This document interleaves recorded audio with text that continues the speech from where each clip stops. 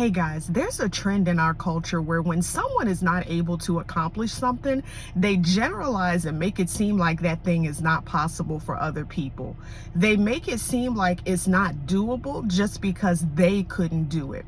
I'll give you an example. At one point in our culture, marriage was revered, it was respected. But as time has gone on, something has happened where people have such a cavalier attitude about marriage, for example. You hear things like, oh, that's just a piece of paper. But then when you really listen to people and you just kind of hear where their heart is, you hear that maybe they feel that way because things didn't work out for them. Maybe they never had that opportunity. Maybe, they chose a spouse or were in a marriage and it didn't work out. And so then their mindset, because of, their need for healing, their brokenness, the things that maybe they have not been willing to face in their own life, they project this narrative that marriage isn't necessary or, it's not important. And when you do things according to God's will and his way, the word of God tells us that marriage is honorable, not to be placed on a pedestal, not to be made an idol, not to, something that you should try to get into before it's God's timing for you or God's will. But the word of God says it's honorable.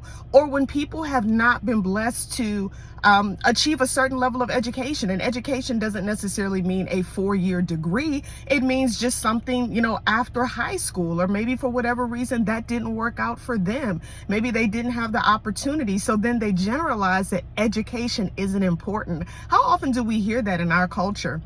Education isn't important. And my personal thoughts are, what a foolish thing to say.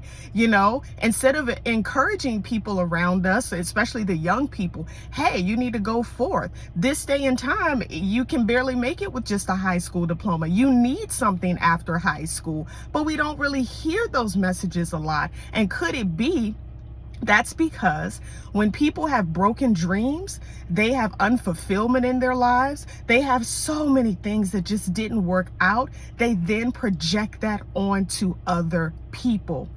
This is what I'm here to tell you today, and I heard the Lord say this as clearly as day. Whose report are you going to believe? If you're believing for something in your life, whether it's, a spouse, whether it's an educational level, whether it's a certain kind of job, of course we want to do these things within God's will, and God is not obligated to give us anything outside of his will. But if you're believing for something, and you have a bunch of folks around you who are always trying to discourage you just because things didn't work out for them, A, you need a new circle, but B, whose report are you going to believe? For believers in Jesus Christ, we can do all things through Jesus Christ who strengthens us according to his will.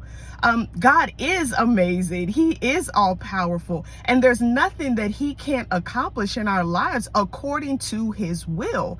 One of the problems is, we have elders who aren't elders anymore. We have people who sit around and, like I stated, they project their brokenness and their pain onto the next generation instead of encouragement, instead of being transparent enough to say, okay, well, baby, I did it this way, but this is not the way I want you to do it. This is possible for you. You can do this. You've got this. Everywhere we look, there just seems to be pain and such a celebration of dysfunction and things not working out. Let me tell you something, child of God. That's not God's way. Your life is designed to work. Your life is designed to bear fruit. Whose report are you going to believe? Just because other people haven't been able to accomplish something, that's not your destiny.